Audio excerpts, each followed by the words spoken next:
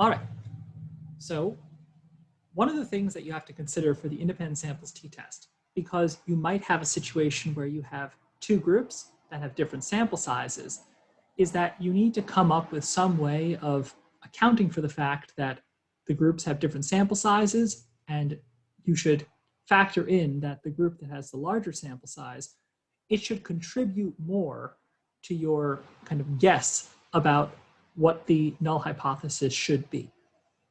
So in order to kind of compute the expected mean difference, or in order to predict what the research hypothesis's mean should be, because if you recall, that was something for the sake of a power calculation we had to do.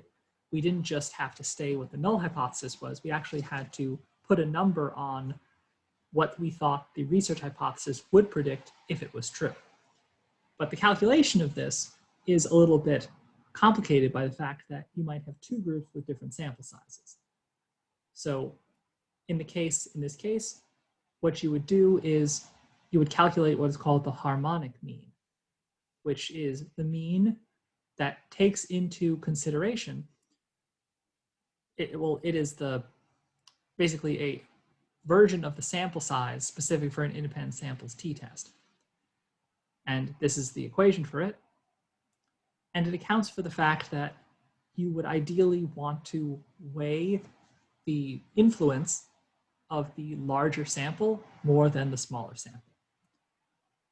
So for example, if you have two groups, one with 10 animals per group and one with 9 animals per group, according to this, the harmonic mean will actually be not even an integer, but it'll be 9.47. And this 9.47 number, I don't think this is going to matter, but it actually makes a difference when it comes to predicting what the mean of your research hypothesis should be, if that research hypothesis is true. And this actually takes us to a sort of interesting, sort of abstract space. Previously, we've only ever dealt with sample sizes that were real numbers that could actually be real sample sizes. So for example, with the dependent samples t-test or the single sample t-test, the sample size that we used for the sake of our power calculations was always an integer number. Like you could never have half a participant or 0.47 of a participant. But because of the weirdness of how the independent samples t-test is calculated and how the test is done, you end up having to come up with a statistic called like the harmonic mean, which gives you a sample size value that seems impossible. But it's actually not, as a matter of fact, impossible. It's more like a mathematical abstraction that is like a necessary stepping stone to getting what we want out of the power calculation. And here's a power table from your textbook, from chapter 7, and it's showing you what to expect in terms of power for different kinds of tailed tests, one-tailed test versus two-tailed test, and for varying amounts of samples, varying sample sizes, and the sample sizes you see here are actually not the same as previously. They have to be calculated using this harmonic mean estimate. And you also see for 3 different effect sizes. And those effect size measures of 0.2, 0.5, and 0.8, those are what we saw earlier, were called Cohen's d measures. Cohen's d is a measure of effect size. It is a standardized measure of the difference between two groups. And conceptually, it refers to how much overlap is there between two distributions, where a small overlap, well, actually a large overlap between two distributions would actually indicate a small effect size, because the more overlap there is, that means the means are closer together and there tends to be a lot of variance.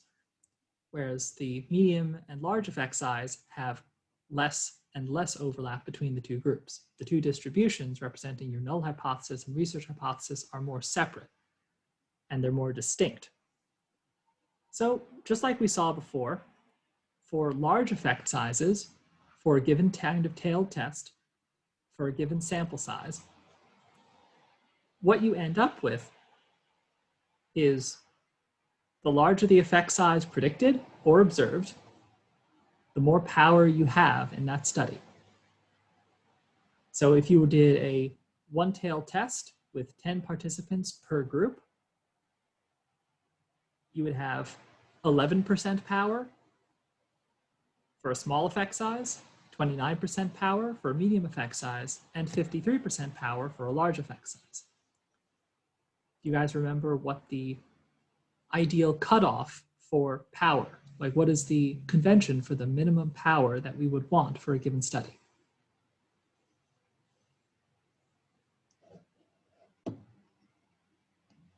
That's right, 0.8 or 80%. So if you had the option to do an experiment where you wanted to do a one-tailed test and you had 10 participants in each of your two groups, even if you expected there to be a large effect size, you would not want to do that study because a 53% power would mean that there's only a 53% chance that if you're right and there is a real effect there, that you'd be able to detect it. And according to this, you would need at least 20 participants in each group in order to reach that 80% threshold for a one-tailed test looking at a large effect size. And similarly, all of the other relationships between types of tailed test apply just as they did to previous power relationships and effect size measures.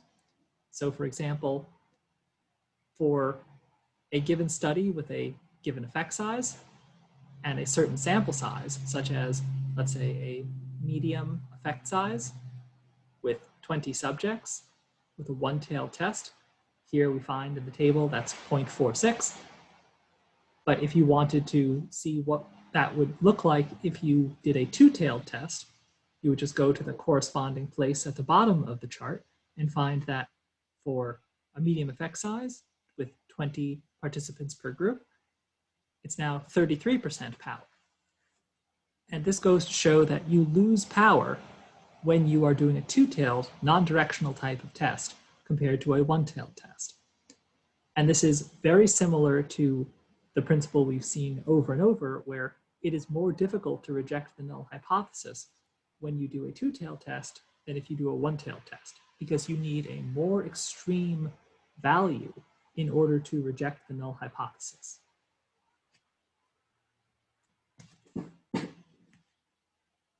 And once again, one of the goals of the power analysis is to plan the sample size of an experiment you have not done.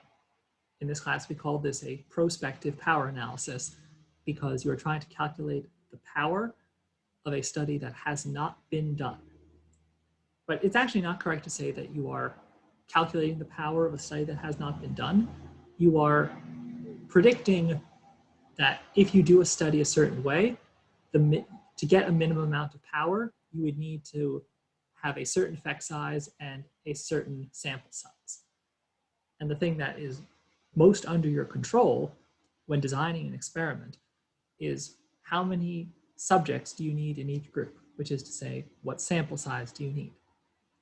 So if you set the parameter as you want a minimum statistical power of 80% for a significance level of 0.05 with a one-tailed test, and you're expecting a large effect size, you would look to a table or use what we've previously used, which is that beta probability power analysis Shiny app, to figure out what is the minimum number of subjects that I would need in order to detect a large effect size with 0.05 significance level in a one-tailed test with a minimum of 80% power.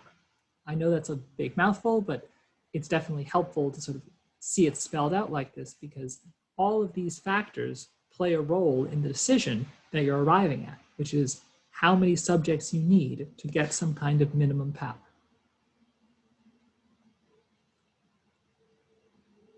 And the reason why I'm bringing this up here is because a significance level of 0.05 with a one-tailed test with a large effect size, that actually describes that test of the rat diet study we talked about, where in that study there were 10 animals per group. And 10 animals per group, knowing what we know about the sort of background assumption of a large effect size, that actually would be an underpowered study, given what we actually saw.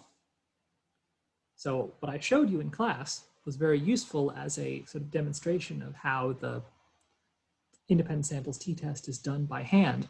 But in reality, what you would want is to have twice as many animals per group, because if you didn't, you would have low power, and you wouldn't have any confidence in your results if you had low power, since there's a high probability that you would fail to detect an effect even if it was there.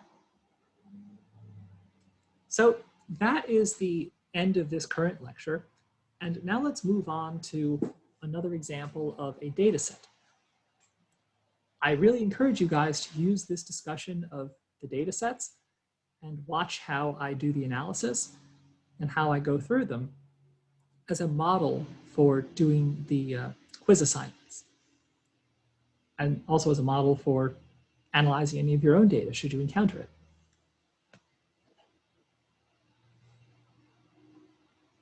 I'll open up JASP.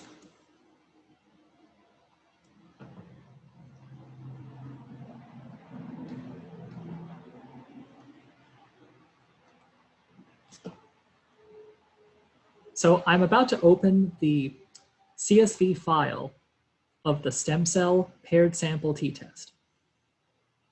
And now let's see what it looks like. So to open a file in JASP, you open JASP, you go to Open, go to Computer. I know that the file I'm looking for will be in this folder, which is just a recently used one.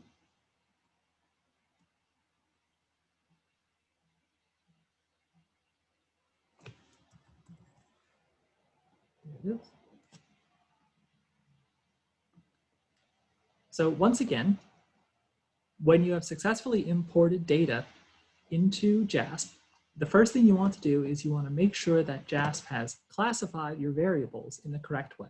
JASP will often interpret the variables just when it sees letters. It'll assume that you're talking about a nominal type of variable. And when it sees numbers, I think it assumes that you're talking about a scale type variable. But if you just click on the icon next to the variable name, you can see which type of variable you're talking about. So let me give you a little bit of context on the study that this stem cell paired samples t-test is an example of. So one of the things that you might have heard about recently is that there's this kind of treatment called a stem cell treatment. So for example, one of the things that's given to people who have various bone cancers that result in a depletion of immune cells in their body, since the internal part of the bone is where a lot of immune cells are originally born. One of the things that is done to replenish the immune cells in such people is they take immune cells, they take these immune cells, but the baby versions of the immune cells, either from the person themselves or from some donor who is compatible. And they take those baby immune cells from someone's bones and then grow them artificially in a petri dish. And then in that petri dish, they can actually start growing into mature cells. And since the goal is to provide that cancer patient who has lost these mature cells with more of them, if you simply can grow them outside the person's body, which is now an unhospitable environment, you can give them the cells just back into their body by injecting them back in. But one of the problems is it's difficult to get these cells to grow outside of the body. Like cells in our body, they are expecting a certain kind of environment, a certain kind of input, a certain amount of nutrients, a certain amount of clearance of all their wastes. So it is a big deal to figure out the best way to grow these stem cells that are extracted from either the patient's own immune cell progenitor cells or from incompatible donors. And as you might expect, there are a lot of experiments to figure out what are the best conditions for growing these stem cells outside of the body. And there are ways of measuring how many stem cells there are and how far they are along in their sort of progression from a baby state into a mature state. So what you see here is a measure of stem cells, how far along in their differentiation they are, where a smaller number indicates that they're worse off, and a larger number indicates that they're better off. And so what you have here is two different kinds of treatment. You have a treatment just called control, where you sort of do a standard thing to treat these stem cells, and then another treatment where there's a drug called ESC. And the goal of this kind of study is to figure out whether the treatment has an effect. So one of the things that you'll observe here is that this is not like any data set we've looked at so far. This data set is really great because it actually has two different components of a t-test that we've seen so far. It has, you'll notice, two different treatment groups in this first column. There's a variable treatment with a before and after. Well, there are two different treatments, the control and ESC. And then there's a before and after condition, because all of the sort of cell samples are measured sort of before they get a treatment, as well as after they get a treatment. So there are actually two different ways that you can analyze this data. You can analyze it as an independent samples t-test, where let's say that you were interested in, well, let's actually look at this as a dependent samples t-test first. And for the sake of the dependent samples t-test, it's pretty clear how you would analyze this. You've got your two groups, but let's, for the sake of the dependent samples t-test, ignore the treatment column. You could simply see whether the result of the ESC treatment alone, so you're not even looking at the controls for now, you can see whether the presence of this ESC compound increases from before to after, which is to say, does this ESC compound improve some aspect of this stem cell growth from before to after? That is very similar to the kind of problems we've done so far. But there's another aspect to this problem that you can look at, which is a comparison of a control group to another treatment group, the control to the ESC condition. But let's actually do a paired samples t-test where all we're interested in is before and after. And for the sake of this very first run through, let's not even consider dividing the data into two discrete treatment groups. Let's look at it specifically as just one sort of set of samples independent of the kind of treatment they get. So as you might expect, if we want to analyze this as a paired samples t-test, we click the t-test button. We choose paired samples t-test. Then what it wants here are our variable pairs. So variable pairs, that is before and after. So a paired sample t-test is always going to have those pair of variables, because remember, they have to compute that difference score. And you'll see that JASP understands that, and JASP recognizes that what you care about is the difference between two of your variables. So by moving before and after into those variable pairs, it doesn't really matter which you put as before and which is after, because they're going to be, the difference is just going to be either negative or positive, but it'll be the same number. And you see it automatically generates what you see over on the far right, which is the beginning of a paired samples t-test chart. It automatically tells us the t-score for our samples. It tells us the degrees of freedom, and then it tells us the p-value. So can anyone tell me Does this p-value, is this p-value significant?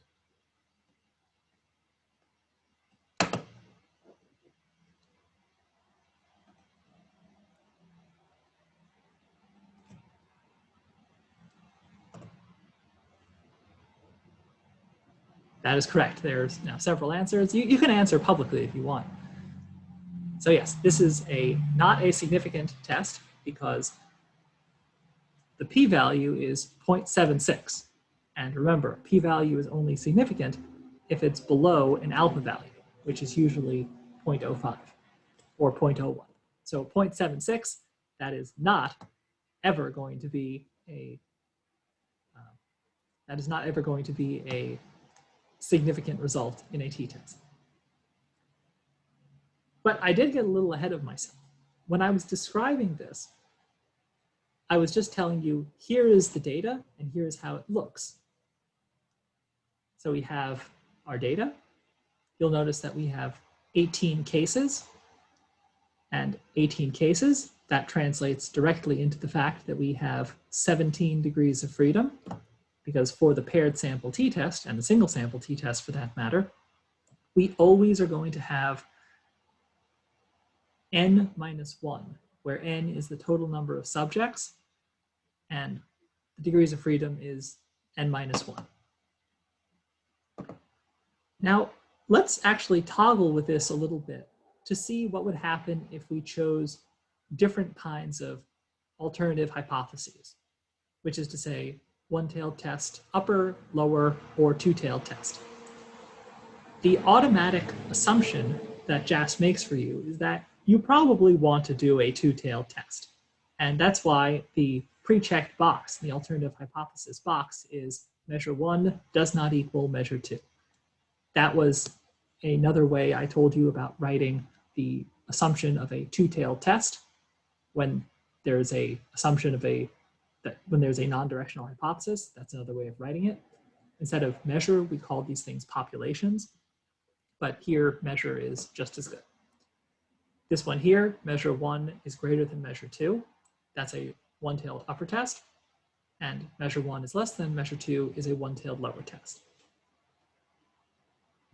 Based on what you know about the relationship between tailed tests and the p-value, do you expect that choosing a one-tailed test, lower or upper, would increase or decrease the p-value?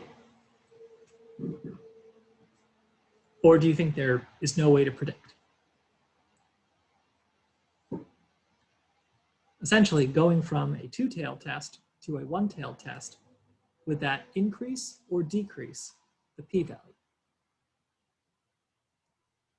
Well, we can actually try this for ourselves, but just by choosing, let's say, a one-tailed upper test. So currently, the p-value is 0.76 for a two-tailed test, which is not significant at all.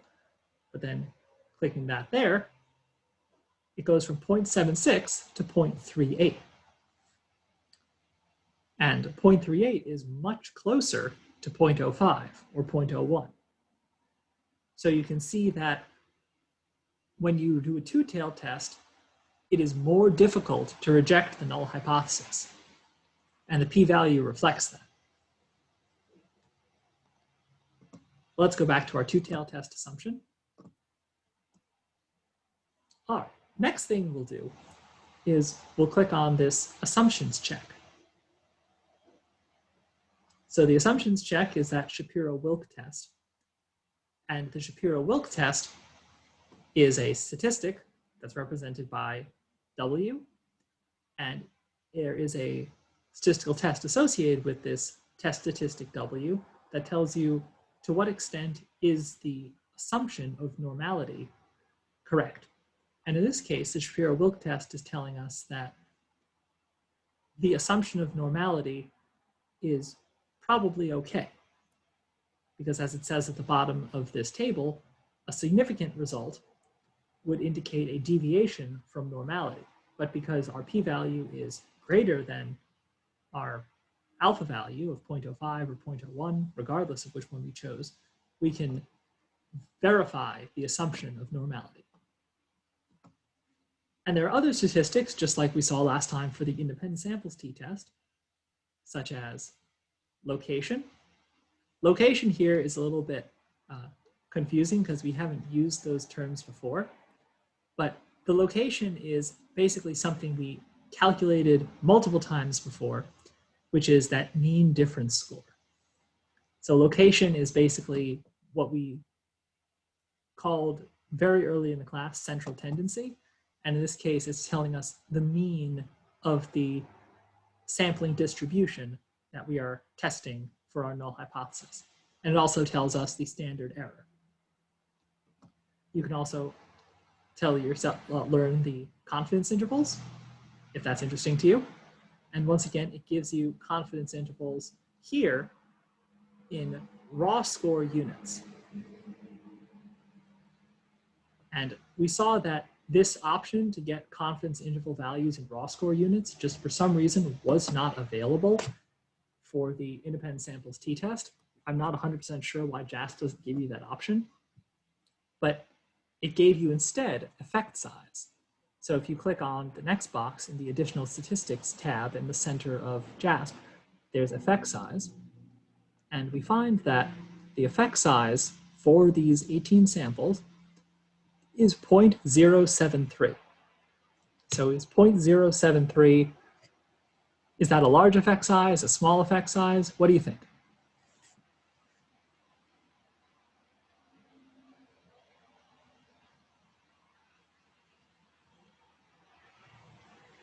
Right, this is a very small effect size. Remember, we called a Cohen's d score of 0.2 a small effect size, and this is 0.073, which is so close to zero, and zero is no effect at all.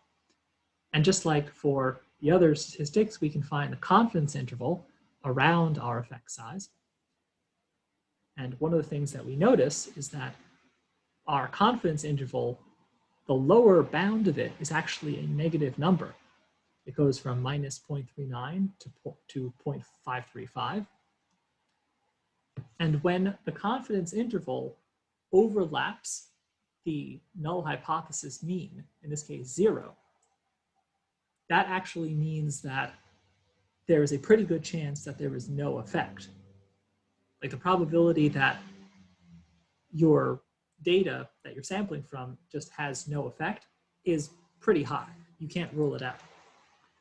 And then there's another box here where it's descriptive statistics, things like the mean and standard error of the mean, the standard deviation of the before and after scores in their raw score units. It's always good to look at the descriptive statistics because they just kind of ground you. If all you were to look at after sort of creating a plot or a table is just the sort of the output of the statistical test, you're losing a lot in terms of actually compared to actually just looking at the descriptives themselves. The closer you can get to your data, the better. So it tells us that there's 18 scores in the before and after, but don't let this confuse you. There are 18 scores for before and after measures, but remember that each subject had 2 scores. So the total N, or sample size of the study, is 18. But for the sake of calculating these descriptive statistics, it tells you that there are 18 scores for each of those measures.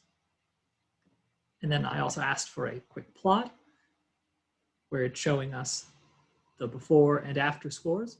And you see that they're very, very close. The before scores are about 41, and the after scores are also close to 41.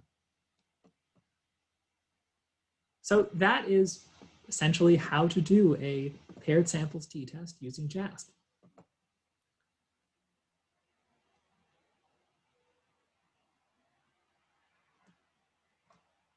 But let's actually do something else right now. One of the things that we can do is that we can analyze this data using what we know about the 2 treatment groups. So what we previously did just now is we evaluated all 18 cases, but we sort of lumped together the 2 different treatment groups. Remember, there was a group called CTRL, control group, and then a group called ESC, which is a drug treatment group. And ideally, we would want to know whether there was a difference between those two treatments on this parameter that we care about with these stem cells.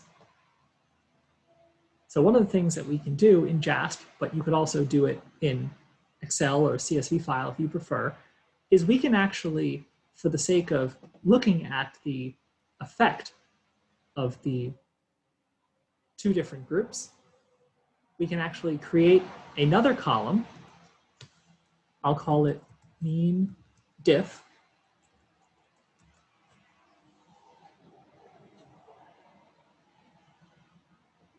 So I'm creating another column, which is something that is really useful. And this column is going to simply be the after scores minus the before score. So this is something that you could just as easily do in a CSV file. There's no kind of like special trickery here. JASP lets you calculate it, because very often when you're doing this kind of work, you want to know, like, just do some sort of basic subtraction without having to go back to a spreadsheet program. So this sort of design where you have two different groups, but you also have a before and after component, this is actually fairly common, just because there are some kinds of designs where you just have to calculate like a baseline before sort of doing the treatment, just to sort of know that the two groups started at a roughly similar baseline. So this is fairly common. I do this a lot when I'm working with cells. And what you do in order to figure out if there's a difference between the control group and the ESC group is you calculate the mean difference in a separate column. And this time, in order to compare the control group and the ESC group, a paired samples t-test will not be what we use.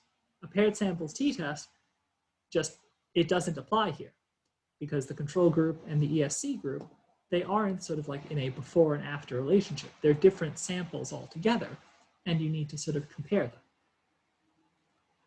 So if we were to do that, we go to our t-test button. We'll choose an independent samples t-test this time. And notice that there is a new variable added to the independent samples t-test column called mean diff. That's just what we calculated. So what we're going to be doing is we're going to put mean diff as a variable, and then as our grouping variable, we're going to be putting treatment.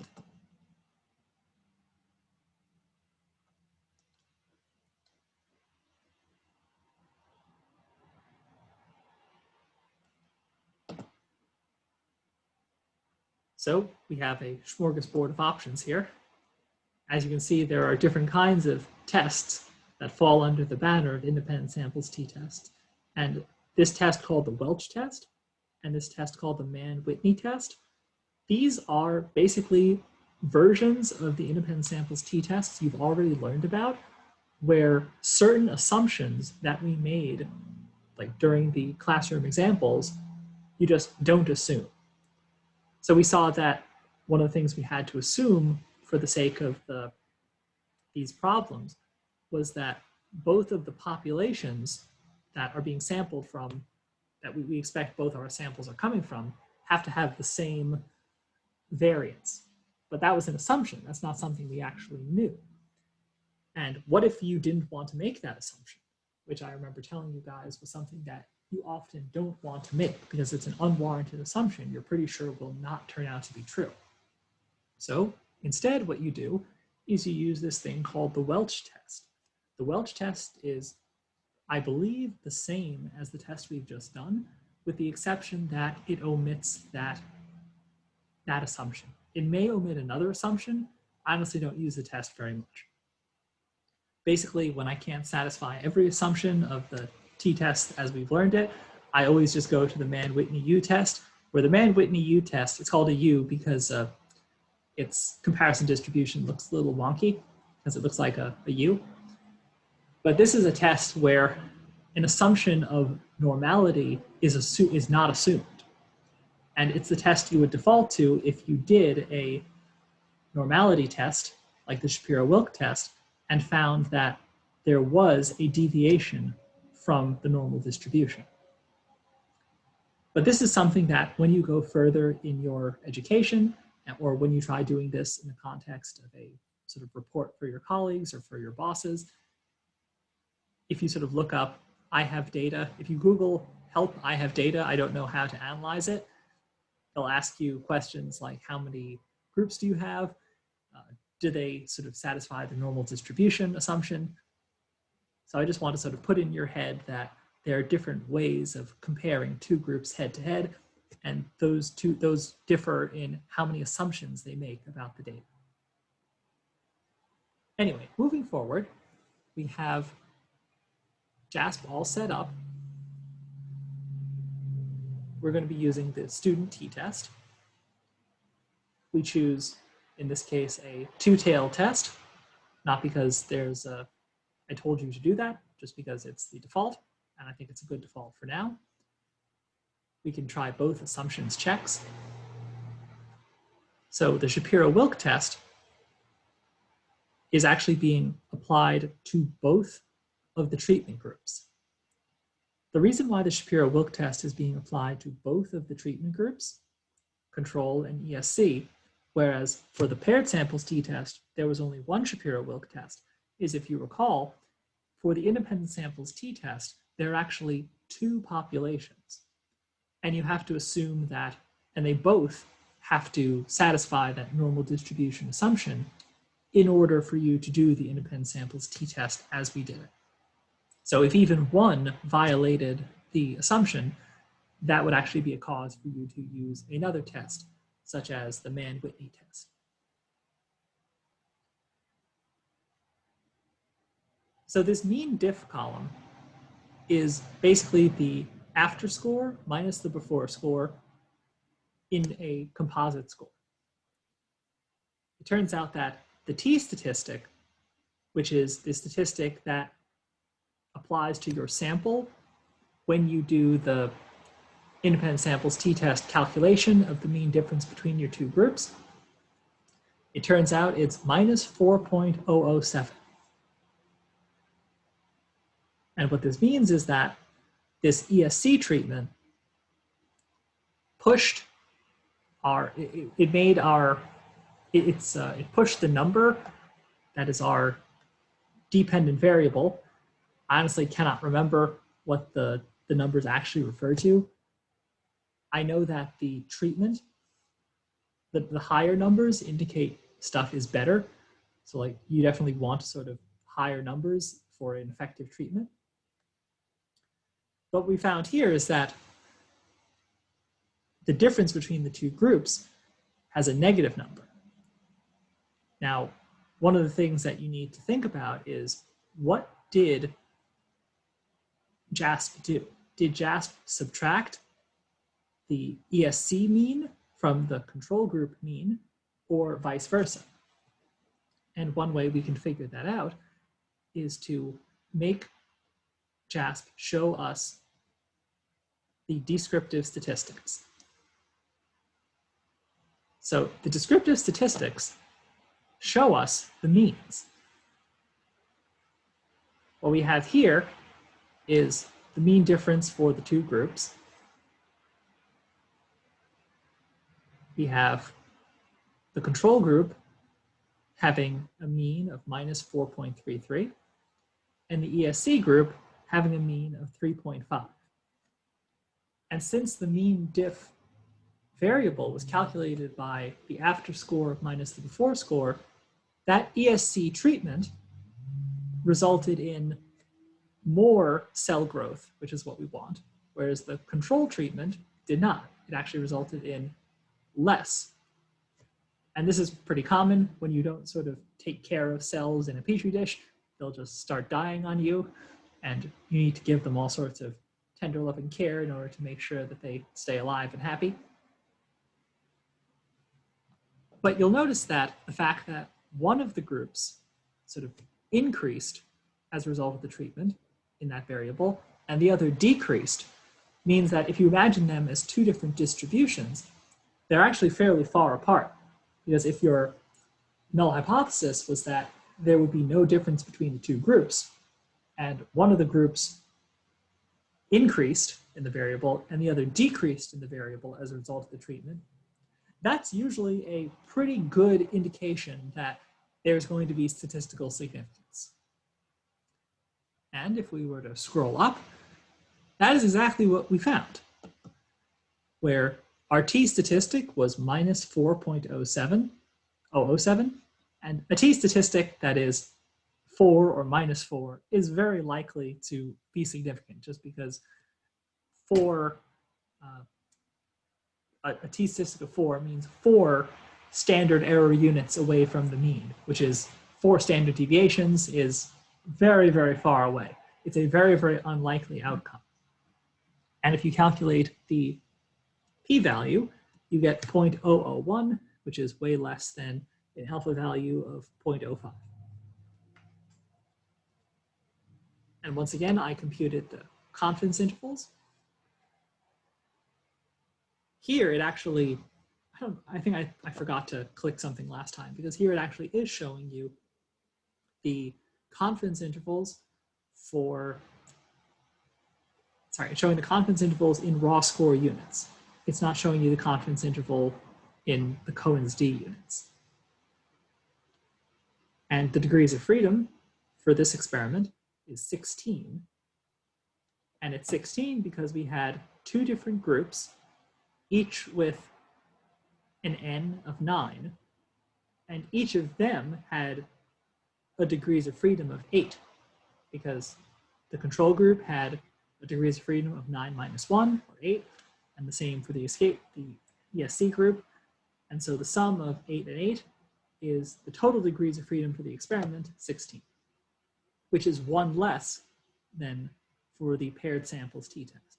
And fewer degrees of freedom means more difficult to reject the null hypothesis, which means lower power. And then finally down here, if you are like me and you need to see something visually in order to really grok it in your head, see that for the treatment, the two groups had the opposite results. One went down as a result from before to after, the control group, and the other went up, the ESC group. And all this stuff in JASP, if you wanted to export it, you would go to these 3 bars up there. You would save your results, or you would export your results, export your data. For the homework assignment, for the quiz, you're going to have to somehow get these results to me. Whichever way gets them in like a Word file or a PDF file is fine with me. If you wanted to simply copy and paste, what you would do is you would click on the particular table or thing you want. You would just copy this and paste it into Microsoft Word, and that'd be that. You would have the table for me, or you would have the figure for me, and you'd get full credit for that problem. All right. So for this particular problem, what I wanted you to observe is that there were actually 2 different ways that this data could be analyzed. There was a way in which the data could be analyzed as a paired samples t-test, and then a way that it could be analyzed as the independent samples t-test. Does anyone have any questions before we sort of go on to the next example?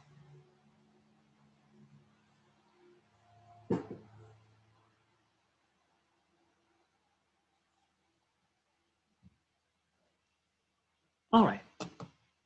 So the other thing I wanted to quickly show you is I wanted to sort of spell out in just a little bit more detail how to get Microsoft Excel to do what you want. So if you recall, there was a way to actually do the t-test calculation, or more specifically, a way to get the p-value of a t-test using Microsoft Excel. And I wanted to just make sure that you guys understood how to do this with the particular goal of making sure that you knew how to do it without making some kind of mistake. Because compared to all of the other Excel formulas we've used, this has the most arguments, which are the things that go inside those parentheses. So like all functions in Excel, it begins with finding a fresh cell and typing the equal sign. Then we're going to type the name of the function, which is t-test. You click the open parentheses to start sort of inputting the arguments for the function. The first set of arguments is always going to be the first group of data. So here I've highlighted cells B2 to B11. And specifically how I did that is I clicked on cell B2, I held the shift key, and then saw the row where the last normal chow rat data was. Click there. Then, having selected all of the data for the first group, I click comma, and I do the same thing for the second group.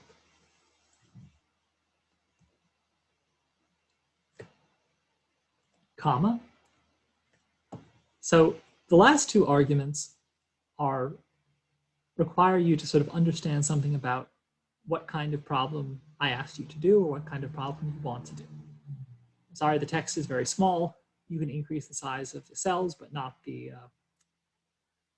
sort of information about what the arguments mean. But there are two options. There's the number 1 and the number 2. The number 1 is for a one-tailed distribution, so either a one-tailed upper or lower test, and 2 is for a two-tailed distribution. So let's say we want to do a two-tailed test, we'd write 2, then another comma. Then we would choose one of 3 different options. By clicking 1, it gives us a paired sample t-test, where it assumes that the 2 different pieces of like blocks of data that we highlighted represent sort of before and after scores for the same subjects. Then there's the 2 sample equal variance. Then there's 2 sample unequal variance. Because we haven't learned about 2 sample unequal variance yet, we are going to only ever be doing 1 and 2 for this class. But because this is not a paired samples t-test problem, because there are 2 separate groups where there are separate subjects in each group, we'll choose 2. And then end parentheses, and click enter. So what you see here, 0.076, this is the p-value.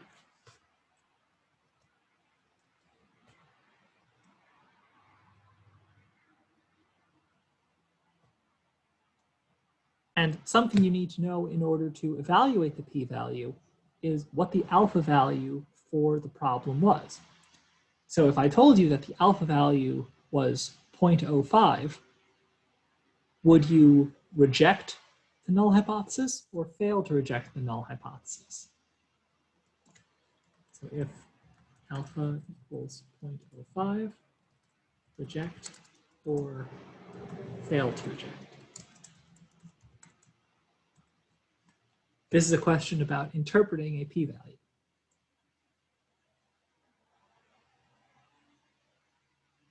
And it requires you to remember that an alternative way of analyzing the hypothesis test and doing that final step in the hypothesis testing procedure is to figure out this p-value of your sample and compare it to the alpha value that you stipulated at the beginning of the problem. So in this case, since alpha is 0.05 and the p-value of our sample is 0.076, we would fail to reject because p is not less than alpha.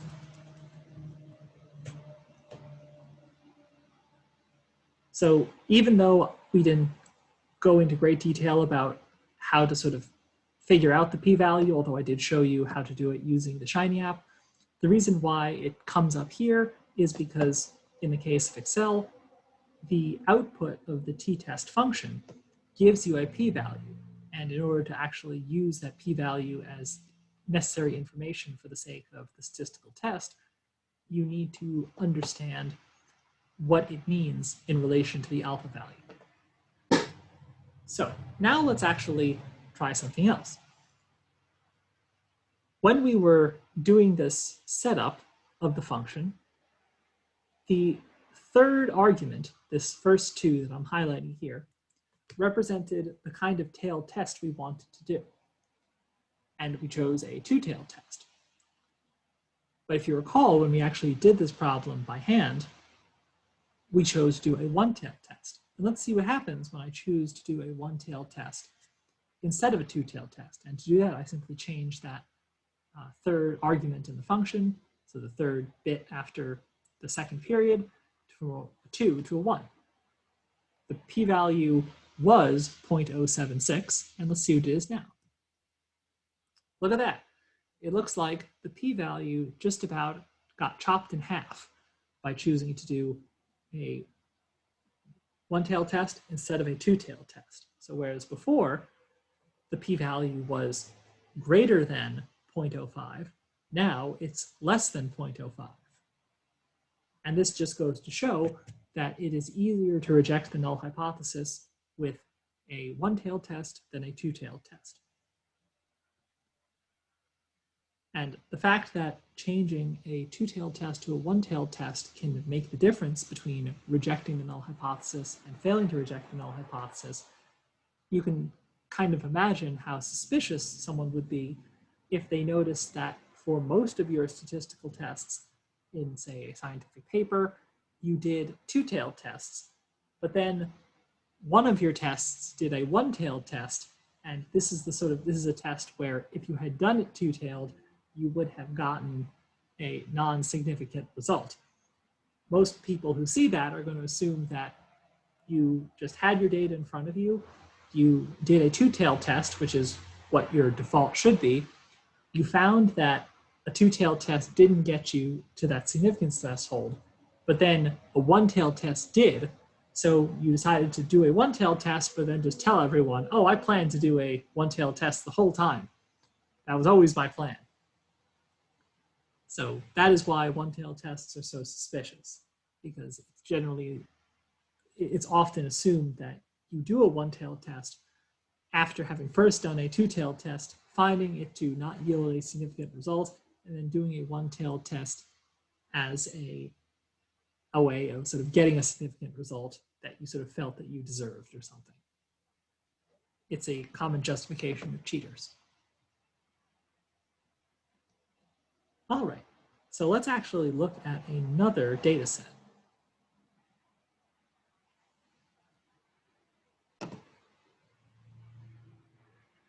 So we've got a whole bunch of data sets here.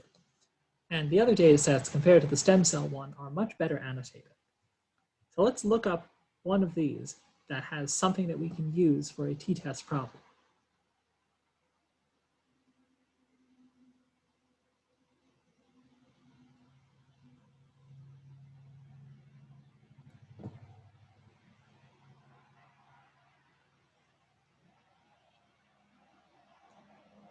All right, this Anderson iris test will work.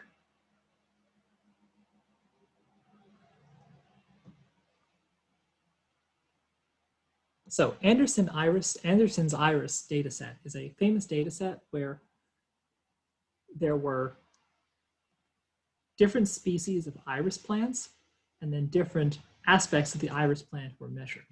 Let me just blow this up.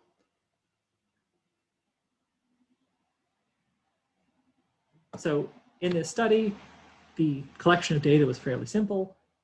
Some people looked at a whole bunch of flowers in the iris family, and there were sort of 2 or 3 different species of iris, and then they measured different lengths of various parts of the iris flowers to see whether they were significantly different in some respect. So in this particular study, I just took out a tiny, tiny slice of a much larger data set, which is just useful for learning purposes, where the variable of interest was the length of a petal, like the length of a flower petal. So length refers to the length of a flower petal. And the reason I'm specifying petal is because the full data set for the Anderson's irises looks at things like the length of leaves and stems and this other non-petal part of the flower called the sepal. I'm not totally sure what it is. And there are also way more than just 10 cases. Anyway, there are two variables here. There's species. There's a species of iris called Iris setosa and one called Iris versicolor. But they both have petals and both the petals can be measured. So if we were to do an analysis, if I were to ask you, is there a significant difference between the petal length for Iris setosa versus Iris versicolor, what kind of t-test should we use? Write your answer in the chat.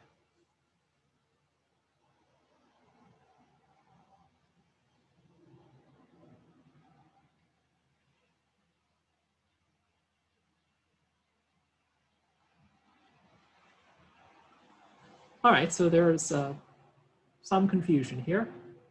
So what we would want to do, so the reason why this is not a single sample t-test is because I haven't given you any information about like what the predicted mean of the iris petals are. And another thing that should give you a clue about what kind of t-test this is we have one dependent variable, which is the length variable, and we have one categorical independent variable where there's two different groups. So we have Iris setosa and Iris versicolor, and these are the two groups that are going to be compared. And when you have two groups that are being compared on the same variable, that should be a clue to you that this is the kind of problem that gets analyzed using an independent samples t-test.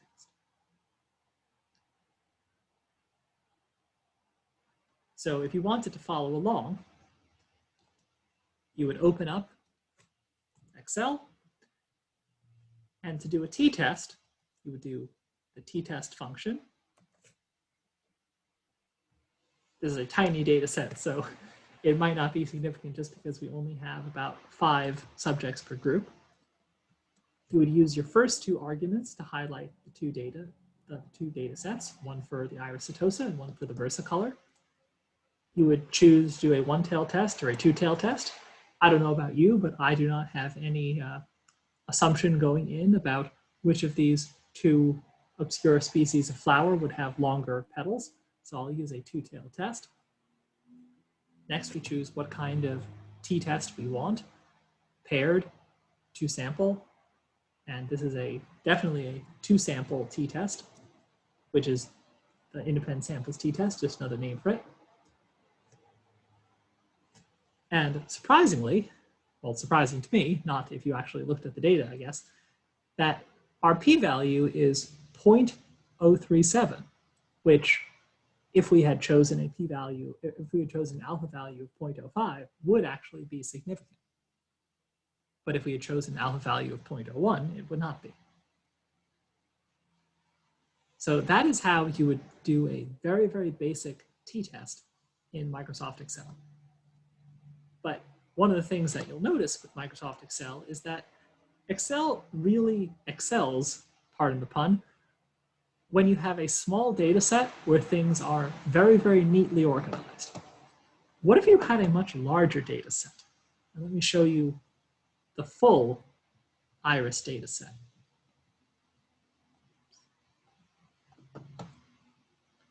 So the full data set looks a lot more intimidating.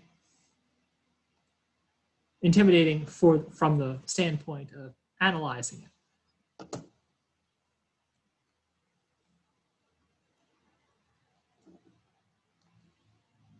So this is the full Anderson irises data set. What you saw before was a selection of it that was useful just for understanding what was going on with the t-test example. But here we have multiple dependent variables. Now, I want to stress that don't get scared when you see multiple dependent variables or multiple independent variables on something like this. Very often, you might receive a data set like this. Like most data sets that you'll be working with will just be large spreadsheets that collect tons of information. And almost none of the time will you use all of the information in one test. There are times when you might, but very often, if you don't sort of have any kind of interest or prediction about a certain kind of variable, you might just not test it. Like, for example, let's say that, I'm just going to scroll down. All right, so in the example I showed you before, I only included two kinds of species, Iris setosa and Iris versicolor. But in the full Anderson's iris data set, there is another kind of iris called Iris virginica. Iris virginica, if we were to include that in the original bunch of data, there is no way, knowing what you know now, to actually look at three groups and compare their means. That is going to require us to first learn sort of correlation and then this thing called the analysis of variance. So giving you a data set like this, don't get scared to think that, oh, this data set is like obviously something that I can't do because it has way more stuff in it. I might be able to give you a data set like this and then ask you a question about this data set contained in it that you can answer. So to go back up to the top of the data set, there are 4 different variables: sepal length, sepal width, petal length, and petal width. If I were to ask you, is there a significant difference in petal length between Iris setosa and Iris virginica, would you be able to answer that question using this data set?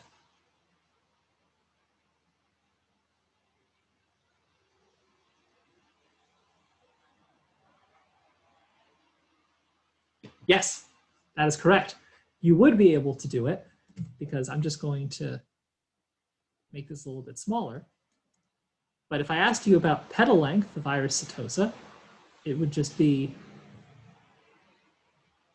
everything that I'm highlighting here. And that would just be one argument in a t-test function. And if you wanted to compare that to Iris virginica, you would make all this stuff that I'm highlighting the second argument. But you see that, like, unless you have like a mouse with a wheel on it and sort of a ability to go to like zoom in and out, it's really, really annoying to have to do this when it comes to analyzing data using Excel. Just Excel is not meant for this kind of thing. It's really difficult to do stuff in Excel when there's a ton of data. So here's what I'm going to do. I'm going to show you quickly how to use JASP to help organize this and do exactly the kind of test we want to do.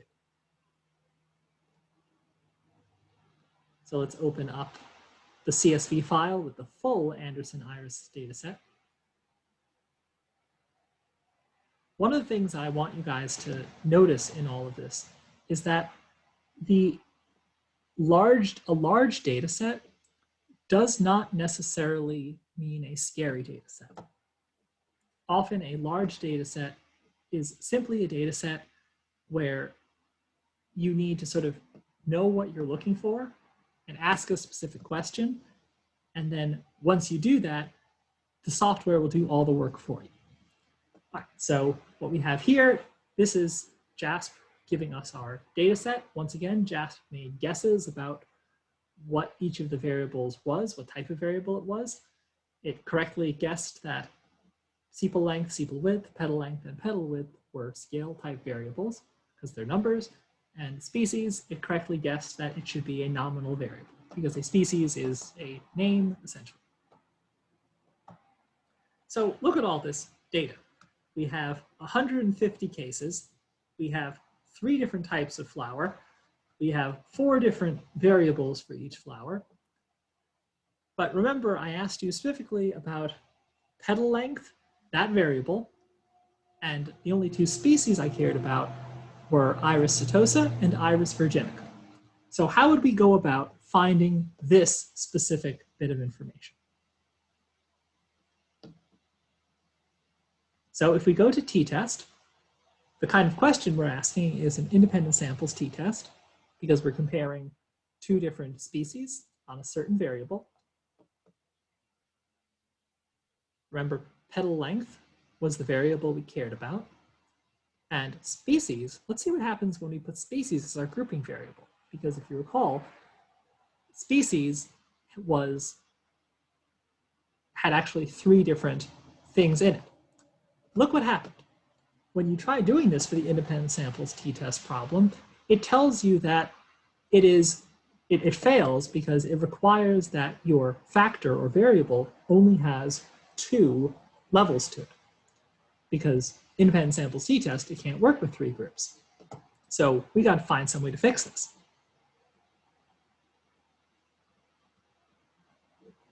So let's go back to our data.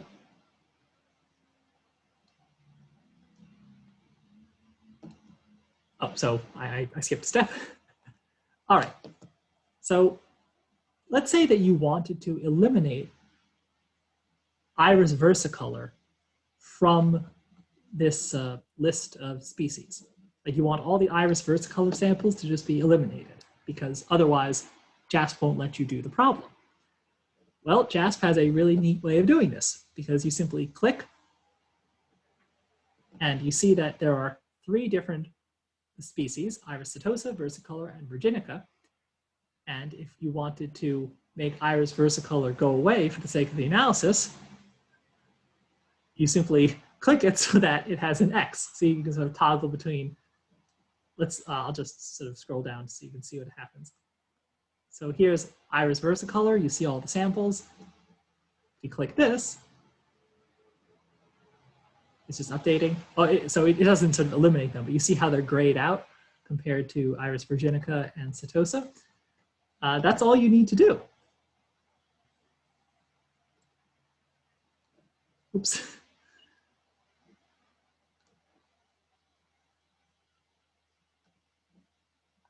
Anyway, so now let's see what happens.